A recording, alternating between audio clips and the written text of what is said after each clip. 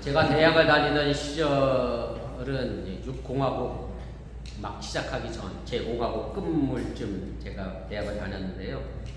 그때 5공화국을 비하하는 말 가운데 이심전심이라는 말이 있었습니다. 원래 의미는 여러분들이 아시는 것처럼 마음과 마음이 서로 통하는 걸 가지고 이심전심이라고 했는데, 제가 오늘 아침에 유수한테 이 얘기를 했더니 이순자는 몰라도 전두환은 알더라고요. 이순자가 심심하면 전두환도 심심하다.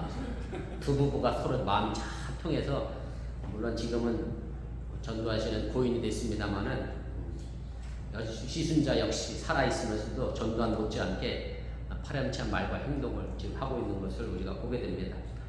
서로의 마음이 통하다 해서 이 통은 한자어입니다. 그래서 통할 통자라고 되어 있고요.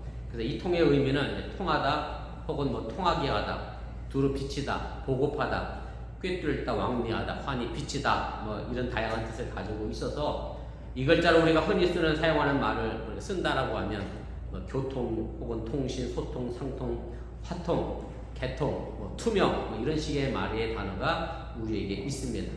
그래서 한마디로 이 통은 길을 트고 말을 트는 것을 의미하는 거고, 그래서 관계가 맺어지고 확장되어지는 것이 통이 가지고 있는 그런 다양한 의미입니다. 지금의 세상은 그 어느 때보다 서로 연결이 잘 되어 있습니다. 예전에 없던 인터넷이 발전을 거듭하면서 거대한 그물망처럼 하나로 연결이 되어 있습니다. 여러분들이 잘 아시는 것처럼 SNS라고 하는 이름으로 전 세계가 연결되어져 있고, 저는 아직은 페이스북밖에 사용하지 않습니다. 그거 하나 쓰기도 벅차서 그 뒤로 이어나는 수도 없는 SNS가 넘쳐나는데, 저는 아직 거기까지 사용하지 않고, 어쨌든 계속해서 뭔가 연결하는 새로운 그런 앱들이 등장을 하게 됩니다. 인류의 역사를 보면 길의 역사라고 할 수 있습니다. 사람은 땅과 하늘에 길을 만들고, 그리고 바다에도 길을 만들고, 강에도 길을 내고, 또 지하에도, 강 밑으로도, 바다 밑으로도 길을 내면서 서로 문명의 길들을 그렇게 마련해 갑니다. 물론 이 길의 역사가 곧 정복의 역사라고 하는 인간의 비극도 있긴 합니다만은, 길이 뚫림으로 해서 시간과 공간의 한계가 극복되고 인간의 자유가 확장됐다라고 하는 점은 분명한 사실입니다. 그럼에도 불구하고 오늘 우리는 사방에서 말이 안 통한다는 소리를 듣고 있습니다. 쉽게 말하면 너랑은 내가 말이 안 통한다. 우리 부모님이랑은 말이 안 통한다. 우리 유수도 그러대. 엄마랑 말이 안 통한대요. 큰일 났습니다. 내가 저 직장 상사, 대리하고 과장하고 부장하고는 내가 말이 안 통한다. 우리 남편은 말 그대로 남의 편이라 나하고는 말이 안 통한다. 이런 식으로 소통이 되지 않는다는 말을 수도 없이 듣고 삽니다. 특별히 이민자로 살고 있는 우리들은 자녀들과 말을 통하는 것이 점점 어려워질 수 있습니다. 제가 오늘 뉴스에게도 얘기했습니다만, 아이들은 점점 영어가 편해져 가고, 한국 부모님들 입장에서는 영어가 그렇게 빨리 늘어나지 않습니다. 그러다 보면 마음은 둘째치고 말이 소통되지 않는, 그래서 기껏해야 밥 먹었냐, 일어났냐, 학교 갔냐, 이런 식의 대화만 나누게 되고, 정말 속 깊은 감정과 마음의 대화, 인생의 깊이 있는 대화를 하지 못하는 그런 상황에 치닫게 됩니다. 결국 말이 안 통한다라고 하는 것은 관계의 단절이고 세계의 분열입니다. 함께 앉아 밥을 먹고 책을 보고 TV를 함께 본다고 해서 동일한 세계관을 가지고 살아가는 것은 아닙니다. 서로 말을 하긴 하지만 그 말이 하나도 통하지 않을 때 그야말로 울리는 꽹과리처럼 우리가 공허해질 수밖에 없고, 우리의 삶은 허무와 절망에 시달리게 된다는 말씀입니다.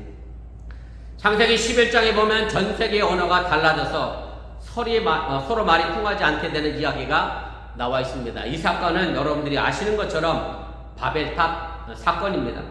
구약성경을 보면 처음에는 세상에는 언어가 하나뿐이어서 모두가 다 같은 말을 사용했습니다.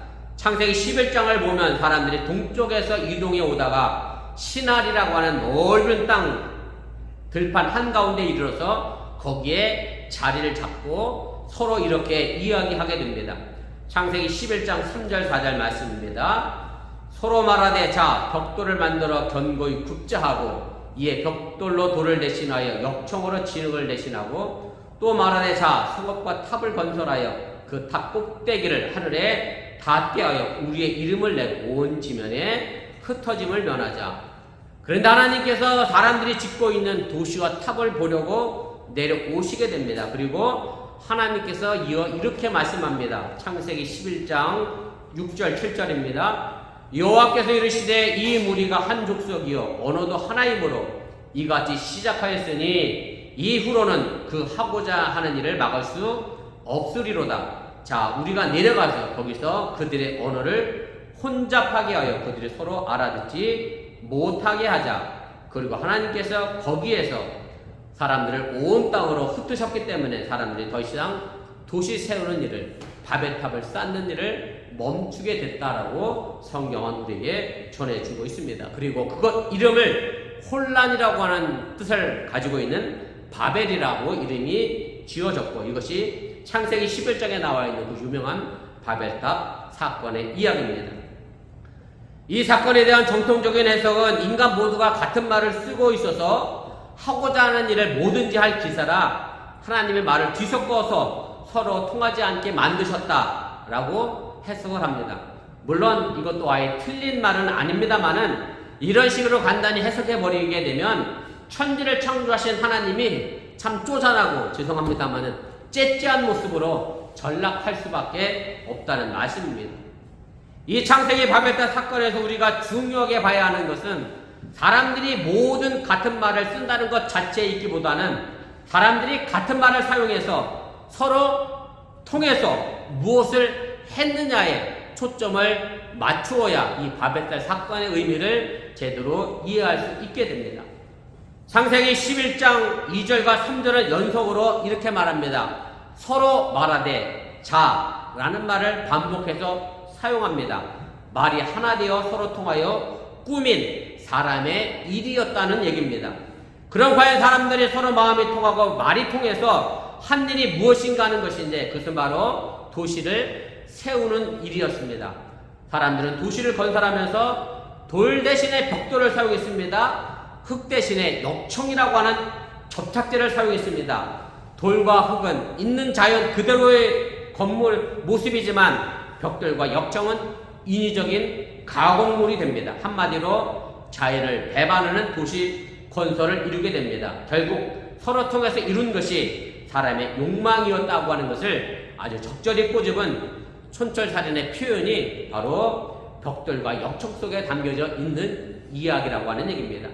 지금 우리가 친환경 도시를 만든다, 친환경적으로 산다, 요즘 또 기후에 관련된 사람들은 아리백, 그래서 재사용하는 에너지를 100%로 해야 기업이 물건을 팔 수 있다라고 하는 캠페인을 벌이는데, 반대로 생각해보면 그만큼 사람들이 도시를 파괴하고 있다라고 하는 얘기고, 자연을 파괴하고 있다고 하는 얘기고, 기후 변화를 우리가 망가뜨리고 있다는 것을 증명해주고 있다라고 하는 얘기입니다. 그래서 우리 이름을 내자 하면서 하늘에 닿는 성읍과 탑을 만들려고 했다는 사실입니다. 결국 창세기 이 바벨탑 사건의 목적은 자신들의 이름을 하늘에 높게 닿게 해서 흩어짐을 면하게 되고, 누구하고 한번 맞먹어보자, 하나님하고 한번 맞먹어보자, 좀 일반적인 상스러운 표현일 수도 있겠습니다. 하나님과 한번 내가 맞짱 떠보자는 식으로 바벨탑을 쌓아가는 것이 인간의 교만의 모습이었고, 인간의 욕심이었고, 인간의 지배욕을 보여주고 있는 사건이 바로 바벨탑 사건이라고 하는 얘기입니다.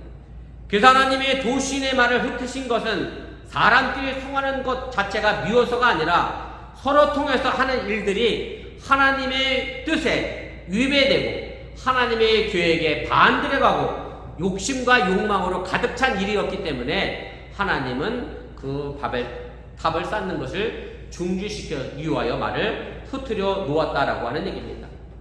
그렇기 때문에 마음과 말이 서로 통한다고 해서 마냥 좋은 일은 아닙니다.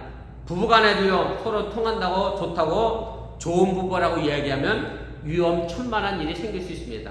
이순자가 심심하니까 전두환도 심심하셔서 두 분이 마음이 잘 통해서 쿠데타를 일으키고 강주에서 민주화 운동을 아주 탄압하고 억압했던 그런 모습들을 보면 사실 이런 부부가 마음을 같이 하면 큰 문제가 생기고 위험해질 수밖에 없습니다.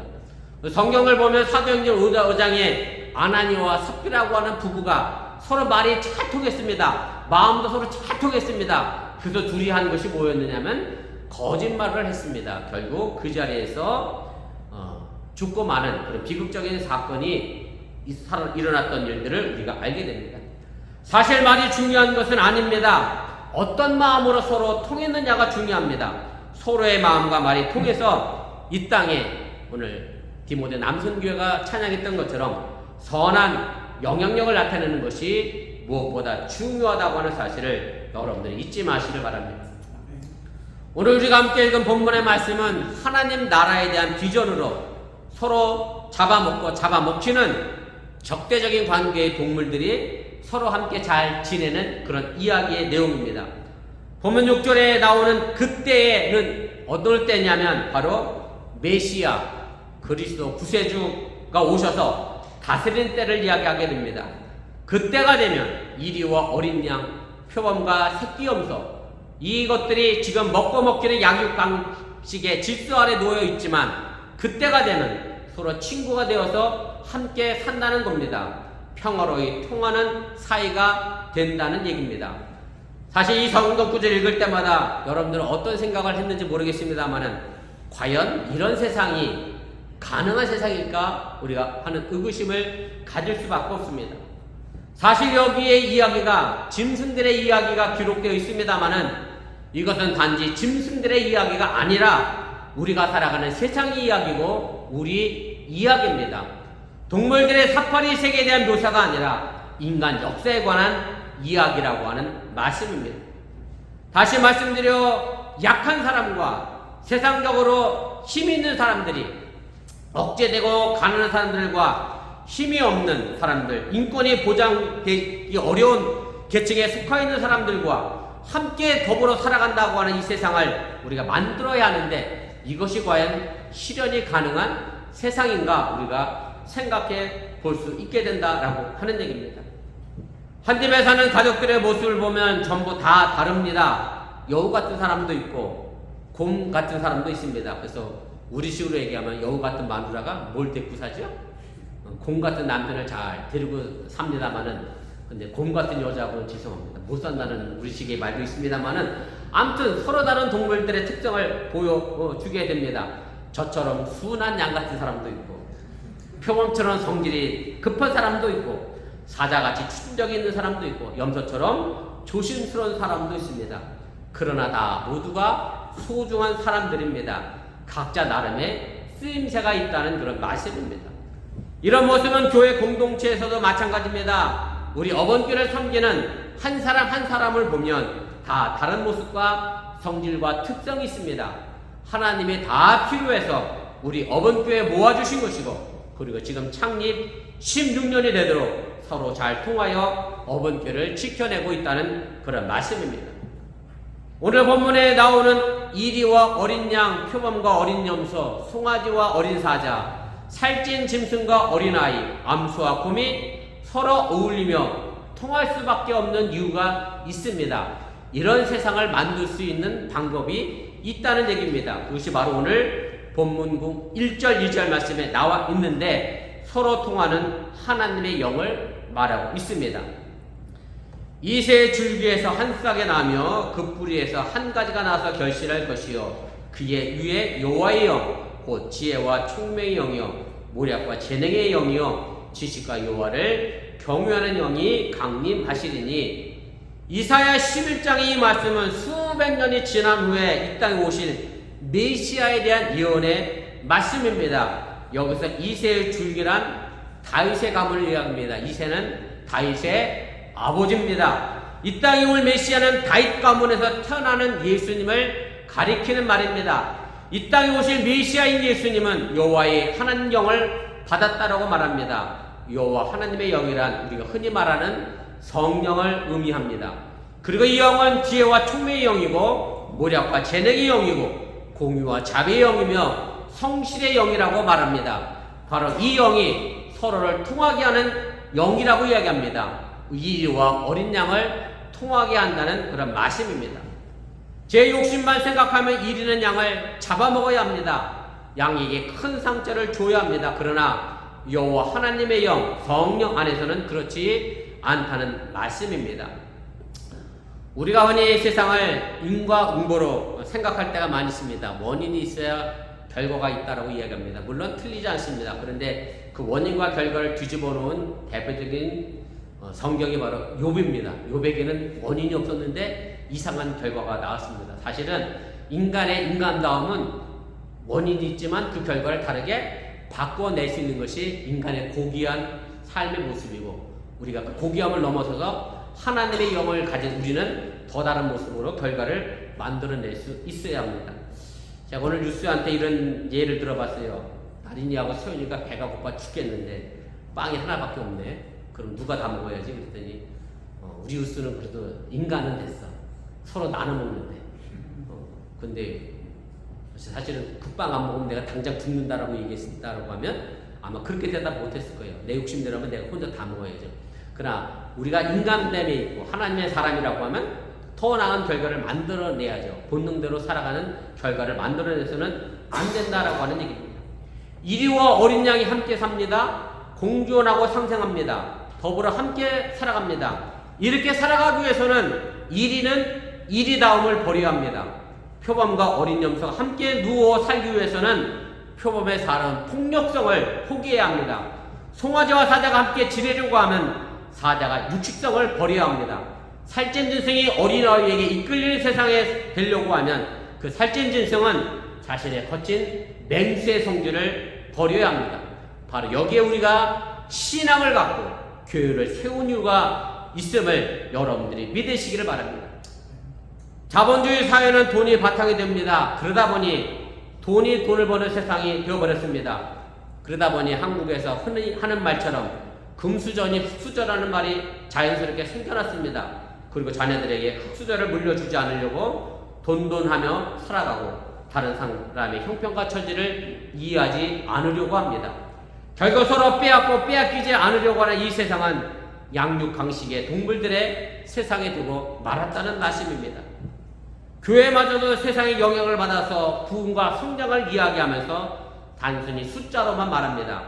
많은 교인, 좋은 건물, 많은 액수의 헌금, 그리고 이런 일을 이룬 목사만 목회에 성공했다는 말을 합니다. 그리고 그 유명한 목사와 큰 교회를 많은 신앙인들이 찾아가고 좋아합니다. 정말 작은 교회에서 말 그대로 이름도 없이 빛도 없이 헌신하고 사역하는 목회자는 잊혀지는 안타까운 현실이 우리 교회의 모습입니다. 하나님의 영이 있다는 교회에, 성령이 있다는 교회에 세상의 자본주의 생각을 따라 살아가는 교회가 되고 말았다라고 하는 얘기입니다. 그러기에 더더욱 우리가 하나님의 여호와의 영으로 가득 채워버려야 한다는 사실을 여러분들이 잊지 마시길 바랍니다. 본문 1절에 보면 오실 메시아인 예수님에게는 여호와를 경외하는 영이 임했다고 말합니다. 예수를 따르는 우리 역시 여호와 하나님의 영을 받아야 합니다. 지혜와 총명, 재능과 모략, 공의와 자비, 정직과 성실의 영을 여러분들이 받으시길 바랍니다. 이 영이 있을 때 내가 가지고 있는 못되고 잘못된 모습을 내려놓게 되고 서로의 마음이 통하고 말이 통하게 된다는 그런 말씀입니다. 또 다른 면으로 이 통은 그것이 물통이든 반찬통이든 밥통이든 간에 뉴스는 또 필통을 얘기하던데요. 필통이든 뭔가 담는 그릇을 의미할 때 통을 사용합니다. 통의 입장에서 보면 내용물을 담아내기 위해서는 먼저 자신을 깨끗이 비워내야 합니다. 제대로 비워내지 않으면 불순물이 섞여서 그 통이 물통인지 꿀통인지 설탕통인지 구별되지 않고 분명하지 않기 때문에 그렇습니다. 누가복음에 보면 예수님은 이 세상에 오실 때 마구간에서 태어났습니다. 애들한테 마구간에서 태어났다니까 마구간이 무슨 집인지 물었더니 몰라서 하에 먹었습니다. 마구간은 말이 사는 집입니다. 그랬더니 그럼 소가 사는 집은 뭘까? 그랬더니 뭐라 그랬겠어요? 소국간 이렇게 얘기했어. 소가 사는 집은 외양간이라고 그런다고. 아무튼 예수님은 말이 사는 마구간에 태어났는데 그럼 마구간에 태어나서 어디 계셨어요? 그냥 쉬운 말로 하면 말 밥통에 태어났고 좀 유식하게 고귀한 말로 쓰면 말 구유에 오셨습니다. 예수님 당시에 말의 용도는 주로 어디였느냐면 전쟁터에 나가는 용도로 사용했습니다. 그것도 일반 사람들이 타는 말의 용도가 아니라 장군이 말을 탔습니다.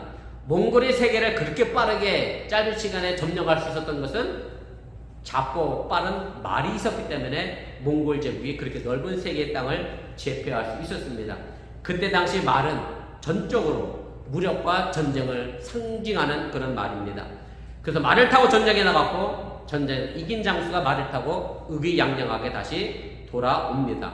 그런 말을 먹이는 밥통에 아기 예수님은 담기는 순간에 그 무력과 전쟁은 사라지게 되고 그 말 구유는 평화의 왕으로 오신 연약한 아기 예수님의 생명을 지켜내는 따뜻한 보금자리로 바뀌게 됐다고 하는 사실을 여러분들이 깨달으시길 바랍니다. 예수님은 제국의 권력을 해체하고 군사주의를 배격하면서 평화의 왕으로 오셨습니다. 장차 예수님이 일으킬 하나님의 나라 운동이 어떤 성격인가를 보여주는 것이 바로 예수님의 말 구유에 오신 사건 속에 들어가 있다는 사실을 여러분들이 기억하시기를 바랍니다. 통의 규약이 쓰임받기 위해서는 자기를 비워야 합니다. 무엇인가 가득 채워진 통은 다른 용도로 사용될 수가 없습니다. 비워야 다른 것이 채워지게 됩니다. 그래서 중국의 사상가 노자는 자신의 책 도덕경에서 도에 이르는 길을 이렇게 표현합니다. 하루하루 자기를 덜어내는 길이 도에 이르는 길이라고 이야기했습니다. 덜어낸 부분이 많으면 많을수록 새롭게 채워질 분량도 늘어난다는 뜻입니다. 예수님이 걸으신 십자가의 길이 바로 그런 비움의 길이었습니다. 예수님이 자신의 마음을 내려놓고 덜어낸 그 자리에 하나님의 뜻이 담겨 들어가 있어서 궁극적으로 하나님과 함께 되어졌다는 말씀입니다. 여러분들의 자녀 마음속에 자녀들의 생각과 고집만 가득 채워져 있으면 아무리 부모가 뭐라고 해도 부모의 말의 뜻이 그 속에 자리 잡지 못합니다. 그걸 비워내야 부모님의 뜻을 이해하고 하나 될 수 있다라고 하는 얘기입니다. 이런 책이 있습니다. 무의당 장일순의 노자 이야기라고 하는 책인데요. 장일순이라는 분은 1928년대에 태어나셨고 서울대 전신이죠. 경성공업전문대학을 다니시다가 1940년대 후반에 일본이 서울대 공대를 만들면서 일본 잔교를 학장으로 임명하려고 했더니 그것을 반대하시고 이제 투쟁하셔서 결국 경성공업전문학교에서 잘리신 분인데요. 천주교 신자고 그래서 원주에서 도시와 농촌을 연결하는 상생한 운동을 하시다가 돌아가신 분이신데 그분의 제자 중에 이현주 목사님이 계십니다. 제 모교 선배이기도 하고 동화 작가이시기도 하고 문화 비평가이시기도 한데 이 두 분이 노자의 도덕경을 가지고 서로 이제 대담하는 내용이 이 책의 내용입니다. 물론 하나는 천주교 신자시고 한 분은 목사님이니까 주로 내용이 뭐로 연결되어 있느냐면 다 성경으로 연결되어져 있는데 이현주 목사님이 예수님의 십자가 사건을 그 책 24페이지에 보면 이렇게 표현을 했습니다. 제가 그대로 읽겠습니다. 예수님은 결국 아버지 앞에서 끊임없이 자기를 비우는 일에 성공한 사람이었지요. 내 뜻대로 마시고 아버지의 뜻대로 하십시오를 최후 순간까지 실천한 사람입니다. 그건 철저한 자기 부정 또는 자기 포기지만 그보다 더 완벽한 자기 긍정이 없다고 봅니다. 내 속의 뜻을 비워야 하나님의 뜻이 임하여지게 됩니다. 내 뜻과 고집을 내세우면 우리는 결단코 하나님과 하나 될 수 없다는 얘기입니다. 오늘 우리 교회가 창립 16주년을 맞이했습니다. 교회가 나이가 많아진다고 좋은 것은 아닙니다. 문제는 우리의 머리통과 몸통과 마음통이 문제입니다. 우리의 머리통과 몸통과 마음통은 무엇으로 가득 차 있느냐가 중요하다는 말씀입니다. 우리 모두 예수님의 영으로 서로 통하는 우리 교회를 만들어갈 수 있기를 기도하시기를 바랍니다. 여우 같은 사람도 이리 표범 독사 같은 사람도 기꺼이 서로 사랑하고 받아들이는 통큰 교회를 이루어갈 수 있기를 기도하시기를 바랍니다. 어린 양 어린 염소의 여린 마음을 감싸는 사랑의 통도 잊지 마시기를 바랍니다. 또한 예수님의 영을 받아 세상과 긴밀히 소통하며 세상 사람들을 이해하고 받아들이는 통의 신앙을 위하여 기도하시기를 바랍니다. 나만을 생각하는 이기적을 통을 비우시기를 바랍니다. 내 자존심, 내 주장, 내 원망과 불평, 내 가치관만을 생각하는 소심한 통을 비우시기를 바랍니다.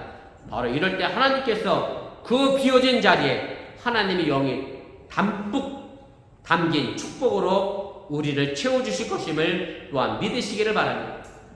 여러분들이 어문교회 안에 있는 그 자리는 너무나 소중한 자리입니다. 그리고 그 자리에 계신 것만으로도 충분히 소중하고 귀합니다. 제가 오늘 설교의 마지막은 무의당 장일순의 노자 이야기 33페이지에 나와 있는 내용을 설명하면서 오늘 말씀을 마치려고 합니다. 제가 한번 읽고 이 부분을 좀 다시 한번 설명해 드리도록 하겠습니다. 어떤 사람이 어디에 있다는 것은 어쩔 수 없이 그가 속해 있는 세계 전체와 연관되어 있는 거니까요. 여기 선생님께서 장혜순 선생님을 이야기합니다. 치악산 자리에 계시지 않습니까? 그냥 계시는 거죠. 그것으로 충분하다고 생각합니다. 들판에 나무가 있습니다. 서 있으면 어차피 그늘이 지기 마련이고, 그러면 거기에 사람들이 앉아 땀을 식힌다든지 새가 둥지를 틀지 않겠습니까? 존재는 어떤 존재든지 반드시 영향을 미치게 마련이니까요. 영향이 뭡니까? 그림자와 메아리지요. 보이지 않지는 않지만 분명히 있거든요. 그러나 나무로서는 그냥 자기 자리를 지키며 그렇게 살고 있을 뿐인 겁니다. 나무가 일부러 그림자 만들려고 그 자리에 서 있는 건 아닙니다. 그 자리에 서 있다 보니 사람들이 그 그늘 아래 쉬고 눕기도 합니다. 여러분들이 창립 16주년을 맞이하면서 우리 어번교회 부흥과 성장을 위하여 기도하는 줄 압니다. 꽤 오래된 이야기인데요. 여러분들 기억하는 분도 계실 수 있는데, 어느 청년이 저희 교회를 떠나겠다고 해서 제가 만났던 적이 있습니다. 물론 그 청년이 사고로 생을 달리해서 소천했습니다만은 그 청년이 제게 그런 말을 했었어요. 목사님, 교회 청년이 없어서 제가 청년 많은 곳으로 갑니다. 그래서 제가 그 청년에게 뭐라고 얘기했느냐면, 너라도 하나 지키고 있으면 그 다음 청년이 오면 누구 때문에? 그 청년 때문에 청년이 늘어난다. 그러나 너가 그 자리를 비우면 우리 교회는 영원히 청년 없는 자리가 된다. 저희 교회 방문하는 많은 분들이 계십니다. 대부분 이런 말씀을 하시죠. 주력교가 없어서 갑니다. 유수가 또래가 없어서 갑니다. 저랑 어울릴 나이대가 없어서 갑니다. 그런데 그런 사람들이 하면 그 자리는 계속 그대로 비어 있습니다. 여러분들이 있는 그 자리가, 여러분들이 세워져 있는 그 자리가 정말 소중하고 귀한 자리임을 기억하시고, 내가 그냥 그 자리에 서 있는 것이 선한 영향력을 드러내며 하나님의 나라가 우리 어번교를 통하여 이루어내는 가장 중요한 일이라고 하는 사실을 여러분들이 잊지 마시고, 그 자리에 그대로 서서 통큰 교회, 통하는 교회, 예수님의 마음을 담아내는 통의 교회가 될 수 있기를 주님의 이름으로 간절히 축원을 드립니다.